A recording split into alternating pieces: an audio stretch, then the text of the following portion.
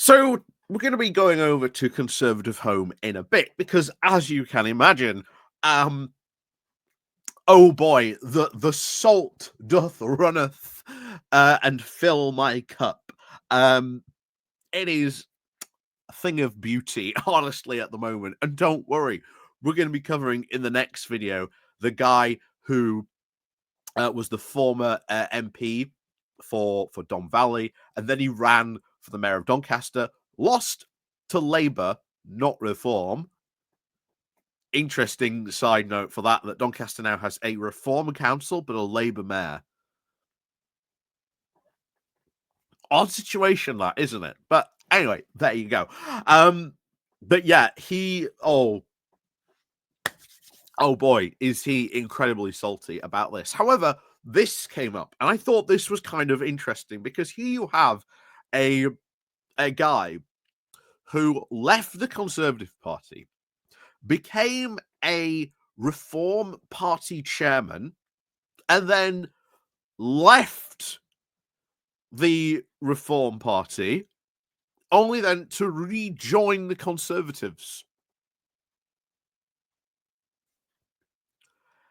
A bizarre, strange, and interesting journey, don't you think? So I really thought, before we really get into some of the salt, oh boy, are they salty, I thought we'd go into this because this is sort of interesting from someone who left the party, joined Reform, and then went and rejoined the Conservatives.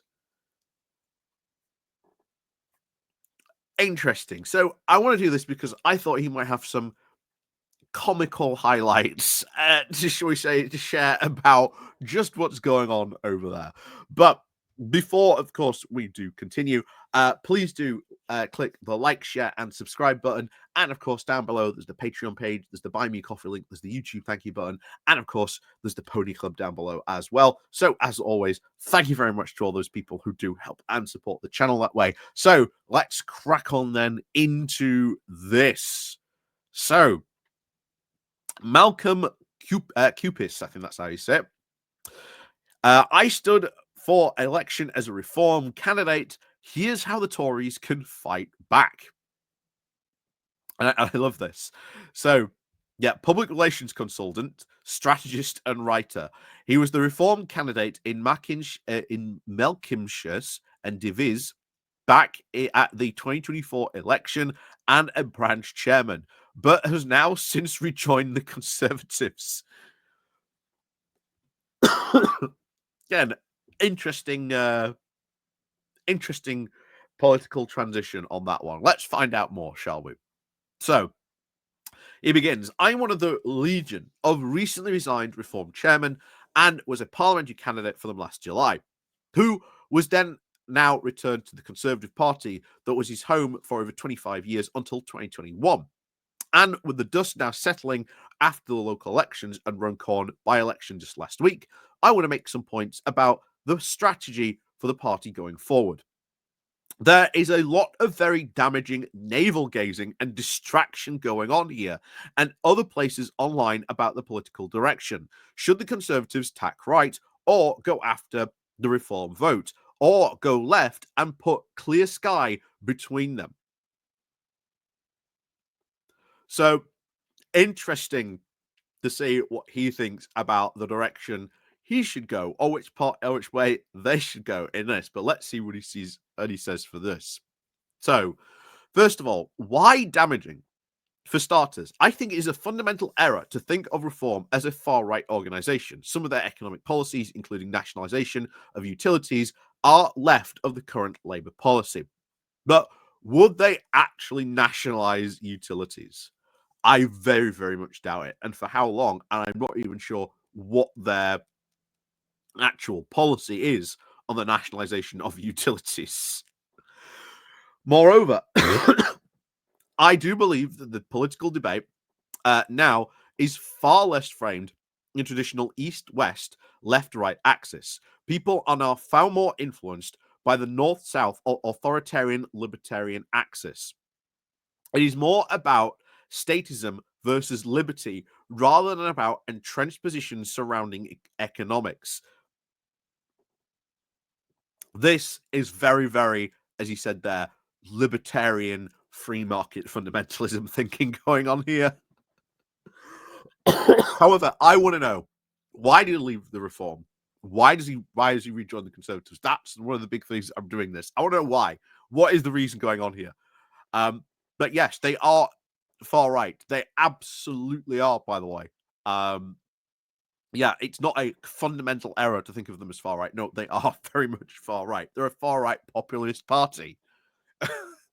That's why they've got, oh yeah, we'll nationalize utilities, because that's what all far right parties do. They take stuff, and in the meanwhile, they probably either A, don't mean it, or there's some catch-22 about it. So why, of course, is this significant, and how is it that we can now set the Conservative Party apart from Reform going forward? Because Nigel Farage is an ultra-authoritarian. Really, he's an ultra-authoritarian, but for some reason, Reform is not a far-right organization. Odd, that, but there you go. And that is a weakness, with very much very many natural conservatives that can and should be exploited to the full. This ultimately is what led to me knowing that I could not sustain a future within Reform after 2 years of donating hundreds of hours and several £1,000s of my own money to being a parliamentary candidate and a branch chairman. And I know that it is a significant component of what many others in a similar position have now left. That wasn't new. That was not new. That was well known about Farage in his UKIP days as well. So, the moment, of course, Farage reappeared centre stage in Reform weeks, of course, before the general election, I knew this would be the case. And I knew that it meant that my future was extremely uncertain. So that has come to pass. Really, everyone knew Farage was going to return. Everyone knew about his stake in the Reform Party. Like, everyone was literally like, right, when is he going to do it? Everyone was talking about that. Everyone knew. And then I love this as well. In the last few weeks, there has been a McCarthyite push against free thinkers and natural communicators in Reform. Really, anyone who is against Farage or speaking out against certain topics, you know, gets given the boot. This now has been undertaken by a Trojan horse of vetting, administrative by Reform's chairman, that's Hamza Yusuf, who now covertly sits now a step removed from Farage himself. And if you're removed in vetting, you are given no explanation, no justification. So this definitely seems to be the whole Hamza Yusuf is the hatchet man for Farage thing that goes on, and it gets very, very racist, very, very racist, very quickly. If you want to know more about that conspiracy theory that goes down that direction, but quite frankly, as I said, I don't really want to get into that because, as I said, it gets quite racist. Reform also insists that it is the party of free speech while demonstrating a complete intolerance of free speech amongst its own voters, candidates, and officers, especially if that free speech questions Farage's approach or the very obvious lack of policy detail behind the headlines that he feeds the media and his devotees. It's not just that as well. It's other things like saying, oh, Farage should allow Tommy Robinson into the party. You know, it's not just that. It's Farage wants to silence them all and control them like he did in the UKIP days because he knows he wants to be the face of it. He knows that if he lets anyone else onto question time, they could just blow it. So that's why you only ever see Farage, and slightly even more so, you see a bit of Richard Tice every so often because they're the only ones Farage feels that are, should we say, responsible enough to do that. And my friend, if you want to talk about his lack of policy details, that has been the same for every single party Farage has ever run.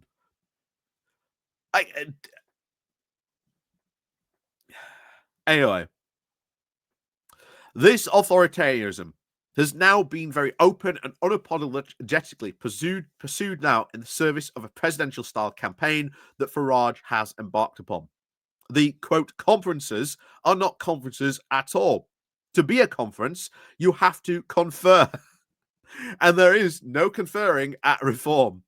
They're all presidential rallies, endless bright lights, thumping music, rabble-rousing rhetoric, and support speakers who are under no illusion about their role as to now warm up now for their supreme leader.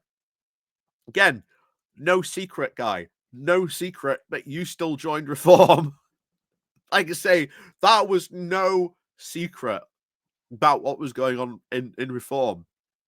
And yet he still joined it, thinking things would somehow be different. But there you go. There is, of course, no discussion about policy locally or even nationally anywhere else within Reform. It all takes place, of course, at the highest level and is then filtered down. And if you raise any kind of concern about this, God forbid, you question the approach, then you are dealt with in the most severe way possible. I've been keeping and telling you guys whenever we cover Reform or anything like that, that this whole idea that Farage thinks he can control all these councils from like an office in central London, not going to cut it. Just not going to cut it at all. This, of course, is not a political party. Well, congratulations. That has been obvious from the outset. This is not a democratic organization. This is not how democratically the organization is run. It is administrated now as a business. Congratulations. Everyone has been saying that for quite a while. And of course, volunteers are treated as employees. You will pledge your loyalty, absolutely. You will not speak unless spoken to, and you will do what you are told. Congratulations. That was, again, nothing new. And that was known, again, even at the time he was joining this party. If you can't be relied on to do this, then you will not be selected, regardless of what your merits might be. If you rock the boat, you will be removed, and vetting is the perfect way to remove you. So what, of course, does this opportunity now lie for the Conservative Party? Anyway, let's see what this great mind thinks about this. So, first of all, forget depicting Reform as a far-right political entity. It isn't. It is, but there you go. Forget the navel-gazing about left or right as now the best position to take now going forward. That has been completely consigned to political history. No, it hasn't. What the Conservative Party must do is now set out to seek a position and stick to it, and simply come up with a range of policies that resonate strongly with the electorate and work tirelessly now to actually convince them that never again will a Conservative government make promises and then, through internal division, deliberately set out not to deliver them. Yeah, never again will the Conservative Party split or have internal arguments. It's not how politics works, but there you go. There's always going to be internal arguments, and of course, not deliver them. Yeah, the Conservative Party didn't deliver in a lot of these things. Sometimes they did stuff, and then that policy ended up not working, and then they would turn around and go, "Why is this policy not working? Our ideology says it should be," and then they would double down on it even more. Because this guy is a free market fundamentalist. He's already set it out about his libertarian ideology. So it is not working. Kemi Badenoch in recent weeks has now invoked the memory of Margaret Thatcher on several occasions, and there are some vital lessons that Thatcher, of course, gave us that we should do well now to remember. The first of all is that if you are elected to serve, not elected to rule. Conservative politicians have long since lost sight of this, along with, of course, the politicians from all of the main parties, locally, nationally, and internationally. What?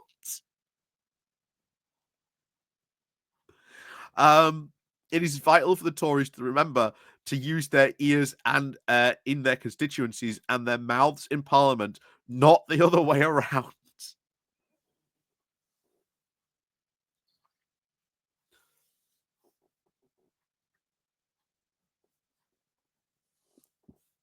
That's what indeed they do most of the time. But again, this guy clearly doesn't get politics, but there you go. There's a certain view of how politics should be, but this guy thought reform was the answer. You can, of course, be very certain that reform elected representatives will be ignored, according to this vital lesson, if they are only able to hear what Farage wants them to hear and speak only to communicate to this electorate. Secondly, if you stand in the middle of the road, you're going to get run down by traffic moving in both directions.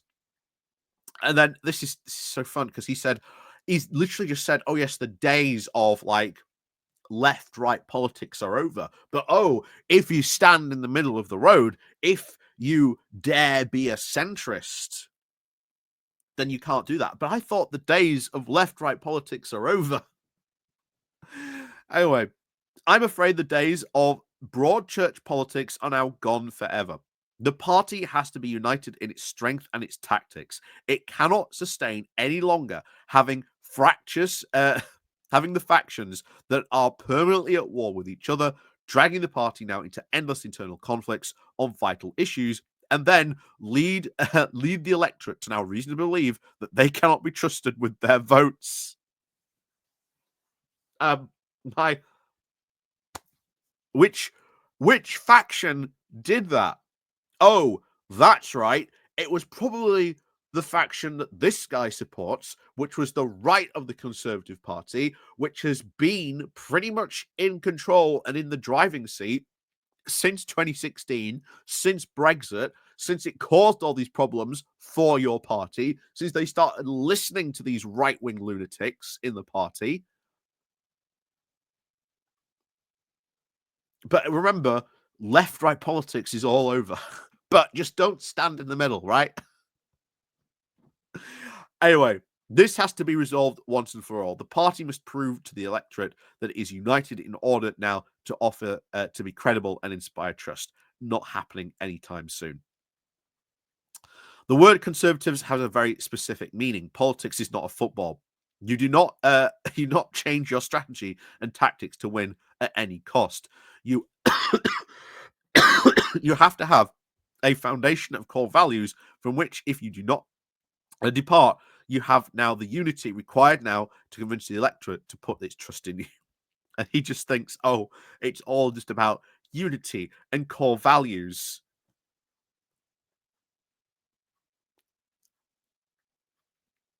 The core values for the Conservative Party really haven't changed, yet they still lost quite significantly the last local election and of course the general election. It has nothing to do. The Conservative Party core problems are nothing to do with its core values. So, if you do not know what core Conservative values are, or if you do not share those values, you are almost certainly aren't a Conservative.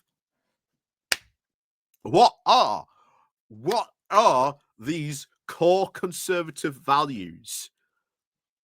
I would love to know. I would love to see what this guy would put to his thinking what these core Conservative values are, because I guarantee you it is going to be all the right-wing lunatics on there. That's for sure. It is time to, of course, get it right. Again, I thought the left right, was over. Failure to do so will now guarantee the end of the Conservative Party as an effective political entity. It will be herded into the future of authoritarian presidential style rule. It is vital that we now win this ideological battle. Wait a minute, I thought the left-right ideological divide was over. What? This is I would love to speak to this guy. I would love to speak to this guy. it could be a wild conversation. Let's see what these people have. So, as a former party member for 4 years, and never having, of course, voted Labour or Lib Dem, I shall not return to the Conservative Party membership until I see senior officials actually demonstrate their understandings of the mistakes made in 14 years of abysmal governments and actually apologise and abandon their craven philosophy of managed decline. They need to actually show appetite for radical change and ideas that make this country fit for 20th century thinking. I don't think reform is the answer to this either, but at least asking the questions that a real Conservative Party should be asking. This is interesting. I would be interested, Malcolm, as to what led to your departure from the Conservatives in the first place. Surely this is the crux of the issue. The Conservatives need to stop losing good people from the party. Whether we like it or not, reform is trying, not without a lot of pain, I'm sure, to try and professionalize. And now that actually in power, they can't really hide anymore. It's all fine to have a presidential style unit until you have council leaders and mayor. Between now and next year's elections, they will be either found out or proved to the electorate that they can actually run councils and mayoralties effectively. What if that happens? Also, you're a Conservative for 25 years, yet you helped the Liberal Democrats win a seat off an incumbent Conservative cabinet minister last year by standing against Michael Dolan as a reform candidate. A little bit of contrition would have been good to see, considering that it is hard to take this article seriously. Oh boy. And someone else pointing out, yeah, they cost the Conservatives the seat. The cost was the Conservative seat. um, So sounds like a disciplined party to me. No wonder this guy decided to return now to the more chaotic environment of the Conservatives. If he waits 5 minutes, he'll probably get a shot at the leadership himself. And therein lies the problem. Oof, they are being vicious to this guy. They are being vicious. And to be honest, good. And I say this now. If you are someone from the Conservative Party and you know someone left the Conservatives to join Reform, and now they've left Reform to come back to the Conservatives, be as vicious as you want to them because they deserve it. Like, they generally deserve it. The response to that depends, of course, how much discipline you want. Depends if you want to be able to excise free speech, but without to, of course, to be censured. At one end of the scale, you have the absolute dictatorship, which simply does not allow any dissenting voices, and that may lean now a veneer of unity. But that is not actually consensus and agreement; it's just oppression. For many people, freedom from oppression is important. We want to think and speak freely. Farage modeling an authoritarian style may impress some, but we will lose any independent thinkers, and reform thinkers need to evolve.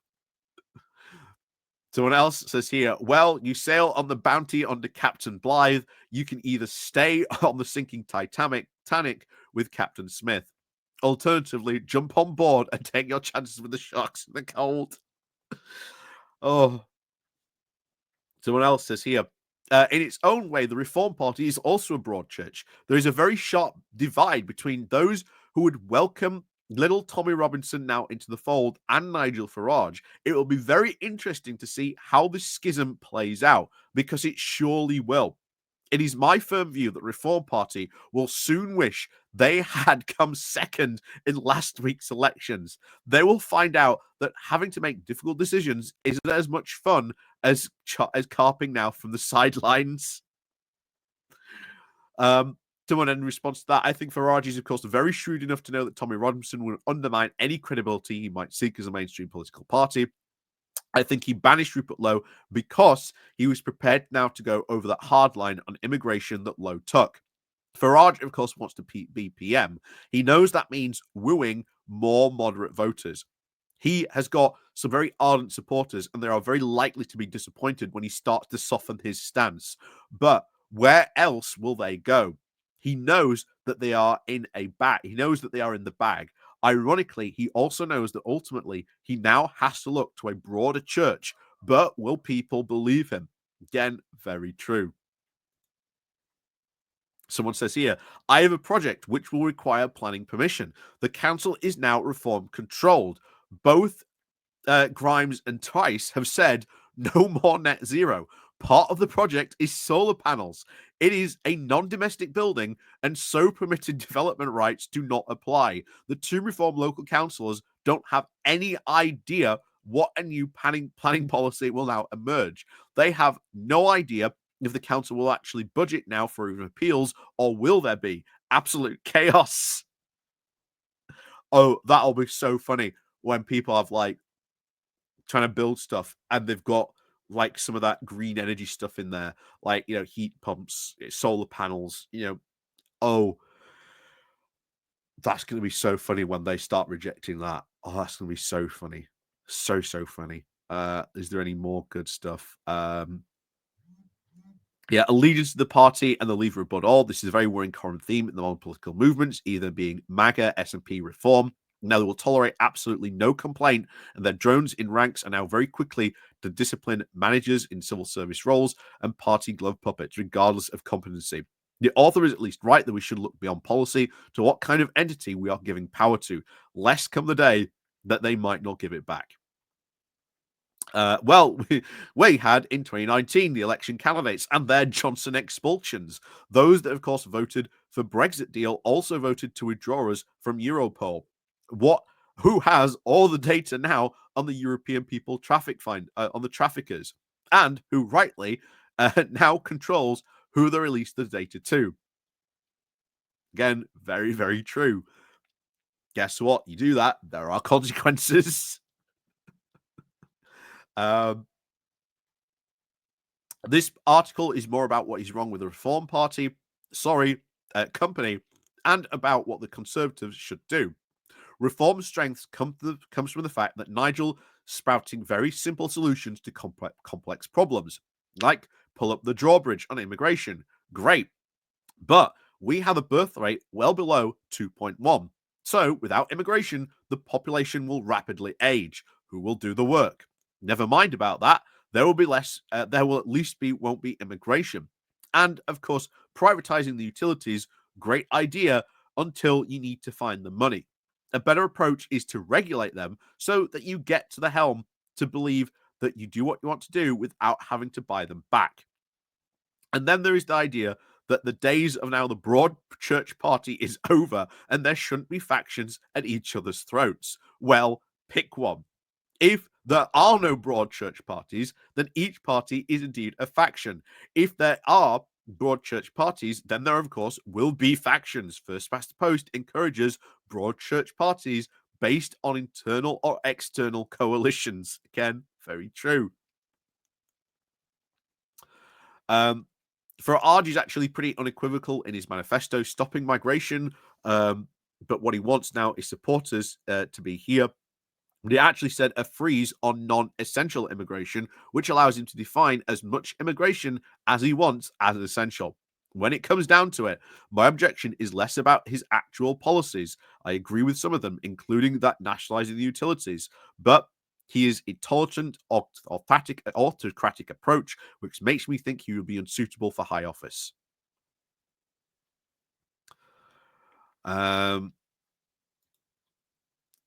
So, yeah, they continue to talk about that.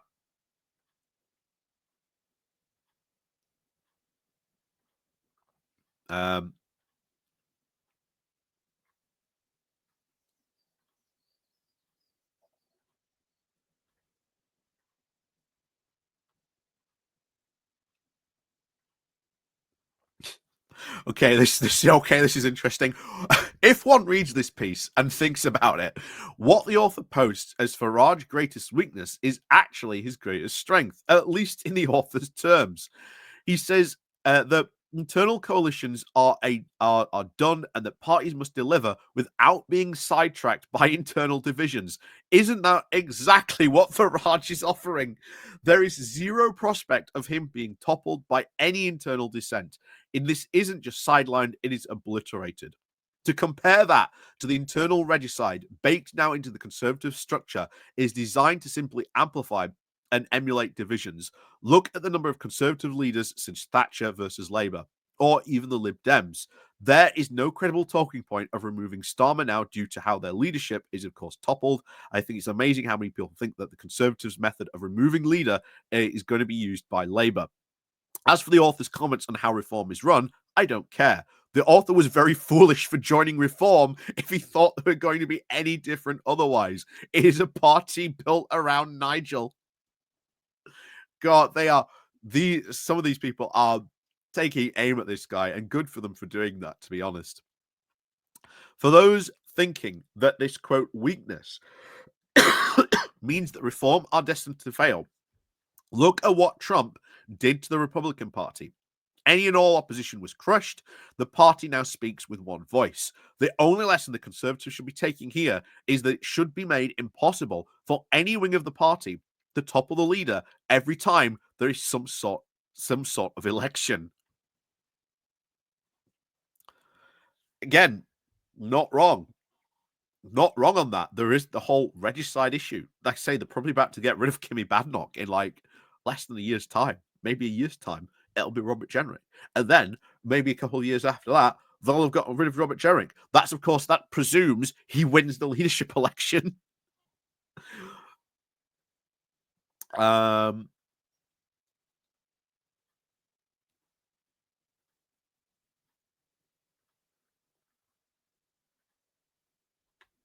see if there's a good one. There's got to be some more good ones. Oh, yeah. On one hand, you say reform is, of course, running an authoritarian manner where diverse opinion is not tolerated, with the implication being, of course, this is bad. Then you go on to say that there is no room in the Conservative Party for anyone who does not hold, presumably, your core conservative values. I hope others can see the irony in that, even if you can't. Yeah, exactly. I think that was the first thing I immediately noticed. As soon as he said, "Oh yeah, if you are not conservative if you don't hold these core conservative values," and then doesn't come out and say what those core conservative values are. Someone else says, "Yes, I noticed this as well. The author comes across as authoritarian." Quite. When it comes to the electorate, it is a very broad church. Having now a plethora of narrow-minded parties all representing separate sections will not work under first past the post. Keeping a broad church party together takes very good leadership, tolerance, and respect. But there are those things that we should now aim for. Someone else says here that responding to the days of the broad church politics are over. The problem is that the general electorate has this very spectrum of views, and to get to government with a really popular mandate, they have to go beyond pandering to a single mindset as Reform or Greens do. A PR system could at least encourage a wider coalition of single type issue parties.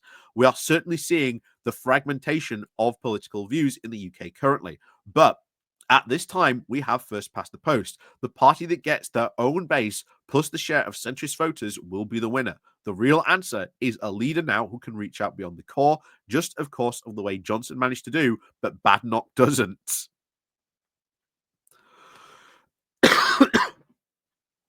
Yep, responding to that, because Nigel's authoritarian. This has been apparent for quite some time in his conduct in UKIP and even recently Reform. As I said myself, yeah, obvious way from the back in the UKIP days.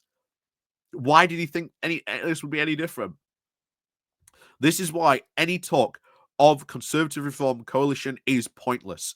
Farage is a band of one and with autocratic tendencies. You either sign up to now be completely compliant to his leadership, or you retain the right to think for yourself. Reform is just too much about Farage. Ultimately, that will be its undoing. Yeah. And again, talking about Reform being the party of not free speech. Again, this has been very obvious. Ask Rupert Lowe what happens if you express your views contrary to what Farage says. I generally do fear the Trump-Farage autocratic tendency. It undermines what I consider to be conservative values of free speech, tolerance, and democracy. Yeah, they pretty much most of these comments have laid into this guy for being like such a fool.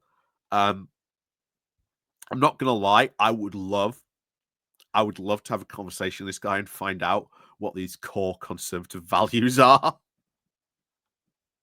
Because I guarantee you that would be fun. That would be a very fun conversation. But as always, thank you very much, of course, for watching, and of course, we'll see you all next time. Don't forget to hit the like and share button on your way out, and we'll see you all very soon.